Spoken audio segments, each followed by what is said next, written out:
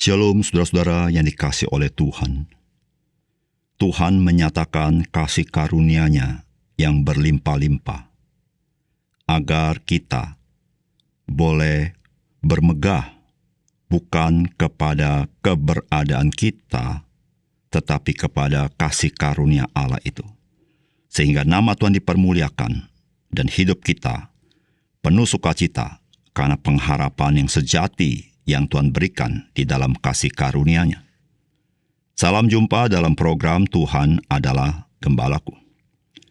Saudara, apakah kebanggaan atas apa yang kita capai atau atas apa yang menjadi kelebihan kita itu adalah salah?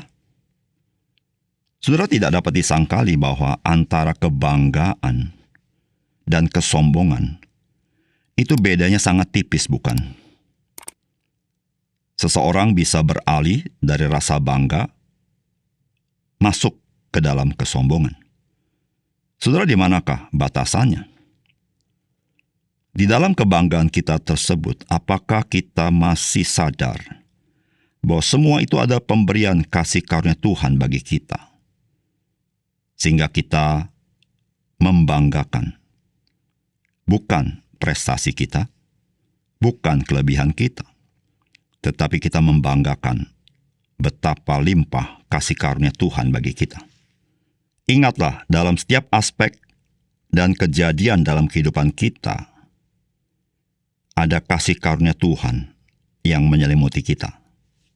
Saudara, mari kita membaca 2 Korintus pasal 11 ayat 16 sampai 33.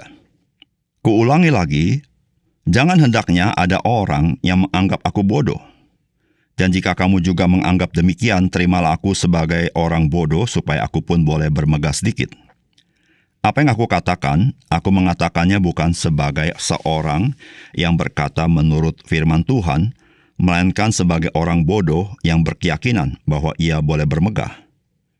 Karena banyak orang yang bermegah secara duniawi, aku mau bermegah juga.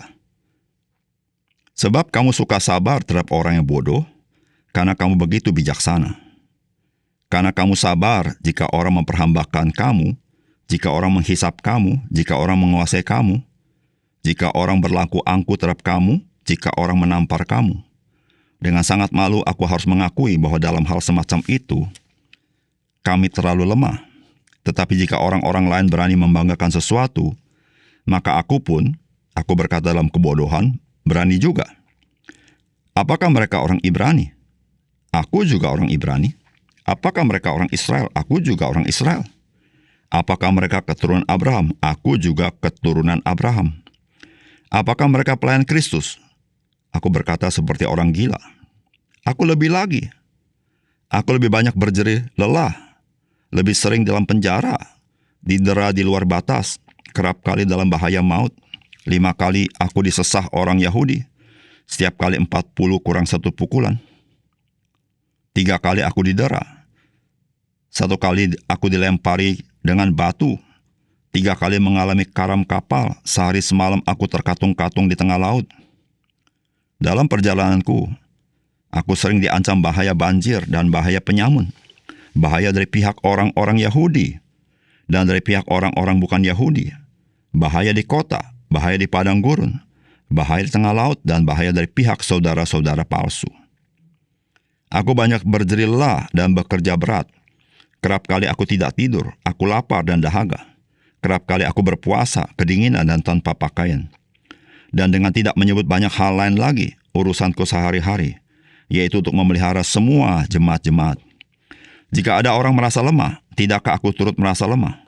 Jika ada orang tersandung, tidakkah hatiku hancur oleh duka cita? Jika aku harus bermegah, maka aku akan bermegah atas kelemahanku. Allah, yaitu Bapa dari Yesus Tuhan kita, yang terpuji selama-lamanya, tahu bahwa aku tidak berdusta. Di Damsik, wali negeri Raja Aretas menyuruh mengawal kota orang-orang Damsik untuk menangkap aku. Tetapi dalam sebuah keranjang aku diturunkan dari sebuah tingkap keluar tembok kota, dan dengan demikian aku terluput dari tangannya. Saudara yang dikasihi oleh Tuhan, menghadapi orang-orang yang membangga-banggakan hal-hal lahiriah memang bukan mudah. Karena memang dunia ini nyaris memperhitungkan seseorang itu dari hal-hal yang lahiriah. Misalnya kekayaan, kekuasaan, sikap yang meyakinkan, kefasihan bicara, kepintaran berdebat, dan lain sebagainya. Rasul Paulus mendapati orang-orang seperti ini di gereja Korintus. Sehingga orang-orang Kristen di Korintus rela tunduk kepada mereka. Sedangkan mereka ini adalah pengajar-pengajar palsu yang memperbudak orang-orang Kristen di kota Korintus agar mengikuti kemauan mereka. Saudara, apakah pesan firman Tuhan bagi kita? Yang pertama, saudara, kita harus dapat membedakan antara sikap yang meyakinkan dengan sikap yang benar atau sikap dalam kebenaran. Sebab tidak semua sikap yang meyakinkan itu lahir dari kebenaran. Saudara, firman Tuhan berkata demikian, karena banyak orang yang bermegah secara duniawi. Aku mau bermegah juga, sebab kamu suka sabar terhadap orang bodoh karena kamu begitu bijaksana. Karena kamu sabar jika orang memperhambakan kamu, jika orang menghisap kamu, jika orang menguasai kamu, jika orang berlaku angkuh terhadap kamu, jika orang menampar kamu. Dengan sangat malu aku harus mengakui bahwa dalam hal semacam itu kami terlalu lemah. Tetapi jika orang-orang lain berani membanggakan sesuatu, maka aku berkata dalam kebodohan, berani juga. Saudara, apa yang terjadi kepada jemaat di kota Korintus merupakan hal yang sangat memprihatinkan. Karena para pengajar sesat, mereka itu mempunyai sikap yang sangat meyakinkan, sangat berkarisma, sehingga orang-orang Kristen di Korintus menjadi taat dan tunduk kepada mereka. Saudara, Rasul Paulus ingin mengingatkan kepada jemaat di Korintus, sebetulnya apa yang terjadi dengan jemaat di Korintus. Bagaimana orang-orang pengajar sesat ini, mereka justru menguasai jemaat di Korintus untuk memusuhi Rasul Paulus. Saudara, sikap yang meyakinkan tidak sama dan tidak selalu sama dan tidak identik dengan sikap dalam kebenaran. Saudara, inilah yang harus kita perhatikan dalam kehidupan kita sebagai orang percaya. Saudara, orang-orang yang berkata-kata dengan fasih dan meyakinkan, saudara, orang seperti ini dengan mudah dapat mempengaruhi kita. Dan dengan mudah kita sangat terinspirasi dengan orang-orang seperti ini. Dengan mudah kita mengatakan bahwa kita diberkati oleh mereka. Dan dengan mudah, mereka akan menarik kita untuk mengikuti mereka. Sedangkan, saudara, sikap meyakinkan itu, tutur kata yang fasih itu, tidak identik dengan kebenaran. Tidak identik dengan sikap dalam kebenaran. Saudara, disitulah saudara kita harus sangat hati-hati. Ada orang yang berkata dengan benar, namun dengan sikap yang tidak meyakinkan. Ada orang menyampaikan kebenaran, tetapi dengan tidak fasih lidah. Saudara, hal yang perlu kita perhatikan adalah apa yang ia sampaikan. Bukan semata-mata bagaimana dia menyampaikannya. Apakah dengan keyakinan atau dengan kurang keyakinan? Maksudnya, apakah dengan meyakinkan atau tidak meyakinkan? Disitulah saudara kita sebagai orang percaya, kita harus sungguh-sungguh memahami kebenaran firman Tuhan, supaya kita bisa membedakan apa yang lahir dari kebenaran dan apa yang lahir dari keduniawian. Karena di dalam dunia ini, kita harus tahu saudara, ada banyak hal-hal yang sifatnya palsu, namun mirip seperti kekristenan. Yang kedua, saudara, dunia ini berbangga atas kekuatannya, kepandaiannya, dan kekuasaannya. Namun sebagai orang percaya, kita berbangga akan Tuhan Yesus dan kasih karunia-Nya, bukan pada diri kita, karena kita sadar betapa rapuhnya diri kita ini. Saudara, firman Tuhan berkata, jika ada orang merasa lemah, tidakkah aku turut merasa lemah? Jika ada orang tersandung, tidakkah hatiku hancur oleh duka cita? Jika aku harus bermegah, maka aku akan bermegah atas kelemahanku. Allah, yaitu Bapa dari Yesus Tuhan kita, yang terpuji sampai selama-lamanya, tahu bahwa aku tidak berdusta. Saudara, Rasul Paulus sangat menyadari apa yang terjadi di dalam gereja di Korintus. Pengajar-pengajar sesat, pengajar-pengajar palsu, mereka bermegah atas kepintarannya, kepandaiannya, merasa mempunyai otoritas, dan berbangga ketika menjelek-jelekan Rasul Paulus. Namun bagaimana dengan Rasul Paulus? Saudara, Rasul Paulus tidak demikian. Rasul Paulus justru bermegah atas kelemahannya.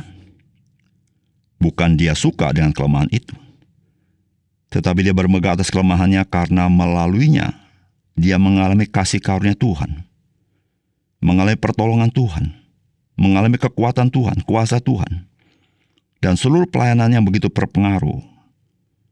Itu semata-mata karena kuasa dan kasih daripada Tuhan Yesus. Dan itu yang dialami oleh Rasul Paulus. Saudara yang kasih dalam Tuhan, sebagai orang percaya, kita harus sangat waspada. Mengapa demikian? Karena arus besar dunia ini selalu berbangga atas kekuatannya sendiri, atas kepandaiannya sendiri, atas kekuasaan sendiri. Dan dunia ini buta akan kerapuhannya. Saudara, sebagai orang percaya, kita adalah orang-orang yang celik rohani. Sehingga kita tahu betapa rapuhnya yang lahiriah ini. Betapa rapuhnya manusia ini. Betapa tidak berdayanya manusia ini. Hari ini dia beri tegak. Besok dia runtuh dan tidak berdaya. Disitulah saudara-saudara yang kasih dalam Tuhan. Sebagai orang percaya, meskipun kita mempunyai kekuatan yang Tuhan anugerahkan, meskipun kita punya kepandaian yang Tuhan anugerahkan, kalaupun kita memiliki kekuasaan, namun saudara, kebanggaan kita bukan hal itu. Kebanggaan kita adalah kasih karunia Tuhan yang begitu berlimpah atas hidup kita. Persandaran kita adalah Tuhan, bukan kekuatan kita, bukan kepandaian kita atau kekuasaan kita. Kita tidak berbangga dengan kekuatan kita. Kita tidak berbangga dengan kepandaian kita. Kita tidak berbangga dengan kekuasaan kita. Yang selalu kita berbangga adalah kita adalah orang-orang dikasihi oleh Tuhan, yang mendapat kasih karunia demi kasih karunia. Saudara, itulah yang menjadi kebanggaan kita. Itulah yang menjadi pengharapan kita. Itulah yang selalu kita ceritakan. Itulah yang selalu kita beritakan kepada orang lain. Betapa besar kasih karunia Tuhan bagi kita. Mari kita berdoa. Bapa surga, terima kasih untuk kebenaran firman Tuhan. Biar Tuhan, Engkau sekali lagi yang menyapa kami, menolong kami, supaya kami menyadari betapa rapuhnya kami, sehingga sedikit pun kami tidak menjadi sombong dan angkuh, tetapi kami justru sujud menyembah kepada Tuhan, dan hanya Engkau yang ditinggikan, hanya kasih karunia Tuhan yang diberitakan. Terima kasih Tuhan. Dalam nama Tuhan Yesus kami berdoa. Amin.